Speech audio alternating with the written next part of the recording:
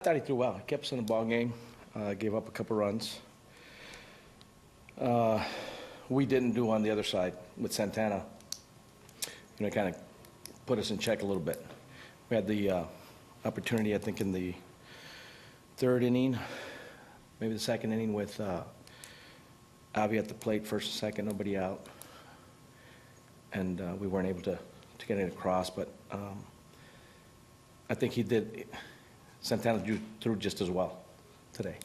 What do you think of the eighth inning at bats from Davidson and Sanchez with, situation with the bases loaded there and that kind of thing? Listen, Matty was in a situation where we need him to just put a really good swing on a pitch. And he was trying to put a good swing on a pitch and maybe run into one. So, and it wasn't that he was trying to hit a homer, just putting velocity and impact and determination into his swings, ended up swinging through a couple pitches.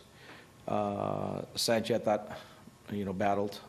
We had some decent at bats. Ended up obviously in the eighth loading them up, and then in the ninth we tried to get something to continue to go. But I think all in all, the guys, they battled. We just fell a little short. Were Quintana and Narvaez not on the same page early on? There was the passed ball. There were a couple of mound meetings there. There was one ball where I think they got crossed up, but in terms of how they were approaching everything they were doing, I think they were working pretty good. Like I said, up until he gave up the homer, it was 1-0. So they were doing something right. What does it say about Quintana being able to have the success he had, not really having a great feel for his curveball all day? Well, that's one of the things as a pitcher. You know what's working well on a particular day, and because he is a quality pitcher, is able to continue to navigate through lineups like he did today, and probably did. If you ask him, I don't know if he would say that he had his best command or what have you, but he worked through and got us enough innings to kind of get to, Jonesy and Robbie needed to work a little bit, so we were able to use those guys today. It's only 5 games. What do you say to Jacob, who's still looking for that first hit and probably grabbing the bat? He's going to keep playing, and he's going to get his opportunities. I think early in the seventh inning when he got up there with first and second and 2 outs, I think it was. We're still trying to keep something going. He got an experience in that at bat. We pinch hit for him late, but he's still garnering opportunities, and we just wanted to keep ourselves going as a team. And Lurie, obviously a little bit more experienced.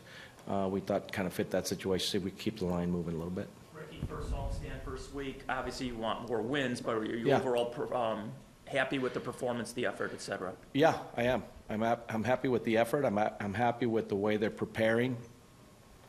In terms of outcomes, like I said today, we ran into Santana.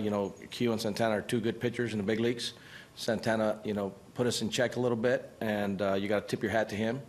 But the guys kept playing. It wasn't like they weren't trying to do their job. I think all in all, it was just 2 good baseball.